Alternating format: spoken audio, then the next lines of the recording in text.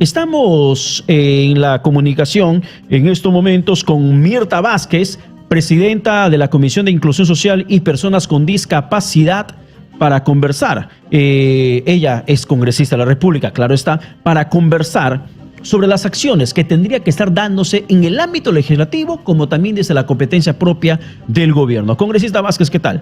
Bienvenida, exitosa. Sí. Muy buenas noches, muchas gracias por la entrevista. ¿Cuáles son los retos que se enfrenta en estos momentos desde el ámbito político a favor de las personas con discapacidad, congresista? Sí, a ver, hoy que justamente celebramos el Día Nacional de las Personas con Discapacidad, creo que hay que ser conscientes de que en el país estamos justamente con el desafío de ver cómo atendemos a este grupo importante de personas que si las visibilizamos son nada menos que un poco más del 10% de población. Estamos hablando de más de 3.300.000 personas que tienen alguna discapacidad en el país y que necesitan políticas, necesitan normas específicas para reducir las brechas de accesibilidad que tienen y de inclusión. En el país tenemos ahora una política desplegada a favor de ellos, pero que como siempre tiene vacíos, pero por otro lado también adolece de un mecanismo efectivo para poder ejecutar esas políticas, ¿no? Y ahora por ejemplo, congresista, sí, desde el Congreso de la República, no se sienten ellos protegidos ni representados, honestamente, porque sienten que tanto Congreso y Ejecutivo les abandonaron a su suerte, mucho más en esos tiempos de emergencia sanitaria. Sí, miren, históricamente yo creo que estas poblaciones han estado bastante invisibilizadas. La pandemia los ha golpeado mucho y han sido uno de los sectores menos atendidos. Por ejemplo, nosotros hemos estado constantemente reclamando al Ejecutivo, al Ministerio de Inclusión Social, porque en el programa de subsidios, los bonos, tengan una política diferenciada y focalizada también en las personas con discapacidad. Entonces, ahí sentimos que desde el Ejecutivo hay poca reacción sobre el tema. Hay muchas personas en situación de discapacidad que no han sido, digamos, beneficiadas con este tipo de apoyos.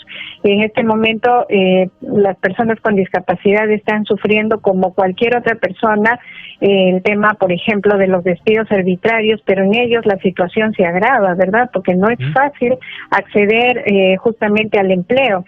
Entonces, desde el Congreso estamos haciendo varias acciones desde la Comisión de Inclusión Social. Por un lado, estamos en una labor de fiscalización y también de control político. Hemos llamado varias veces ya a los ministros de Educación, a la ministra de la Mujer, bueno, a varios ministros insistiéndoles en el tema de que tienen que atender a estas poblaciones en situación de vulnerabilidad. Y no es por un tema de privilegio, sino de priorización. No. Es un tema de darles prioridad por la adversidad misma que tienen que enfrentar día a día desde su casa, desde que se levantan, mucho más cuando salen y cuando quieren generar un ingreso económico para su familia.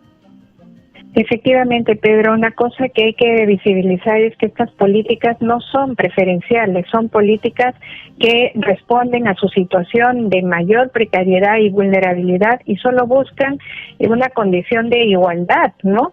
Y eso a nosotros realmente nos preocupa mucho porque el Estado tiene, el Ejecutivo tiene poca reacción en relación a estas poblaciones vulnerables. Entonces hay que insistirle mucho, por ejemplo, los programas específicos para ellos, el programa Contigo, por ejemplo, de personas que beneficia a personas con discapacidad severa, está funcionando a medias en situación de pandemia porque las poblaciones con discapacidad no pueden en estas circunstancias exponerse a ser contagiadas.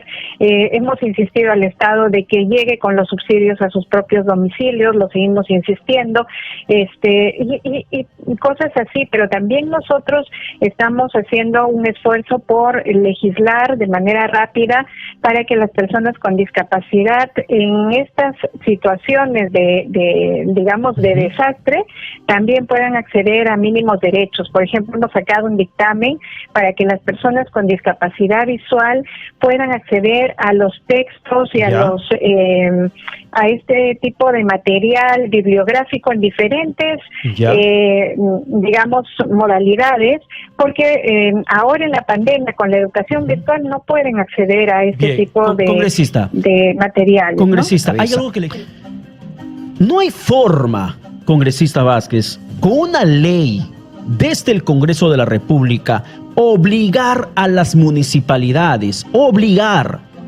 bajo la advertencia, bajo un proceso penal, revocatoria, no sé, alguna presión, alguna coacción sobre el alcalde, el funcionario encargado, de invertir su presupuesto para las personas con discapacidad. Porque, congresista, ni una triste rampa lo hacen correctamente. Ningún alcalde. Nadie se preocupa por las personas con discapacidad. Ni el alcalde de Lima, Jorge Muñoz, por ejemplo, se preocupa por la persona con discapacidad. Jorge Muñoz corrió con documentos pidiéndole al gobierno subsidio para el metropolitano, pero no se preocupa que el acceso al metropolitano también sea favorable para las personas con discapacidad en los corredores complementarios. No existe que una persona con discapacidad que pueda subir a un corredor complementario, a un bus alimentador, porque los buses y las condiciones del paradero no se prestan para ellos, congresista. ¿Hay alguna forma de obligar a los alcaldes legalmente? Es muy importante, Pedro, tu pregunta, porque realmente existe una ley que obliga a invertir un presupuesto un porcentaje de su presupuesto pequeño, es verdad, pero en invertir en infraestructura para generar accesos para las personas con discapacidad. Lo que está sucediendo es que obvian esta ley y por eso es tan importante nuestra labor de fiscalización y empezar a obligar e incluso llevar estos casos a la Contraloría, porque no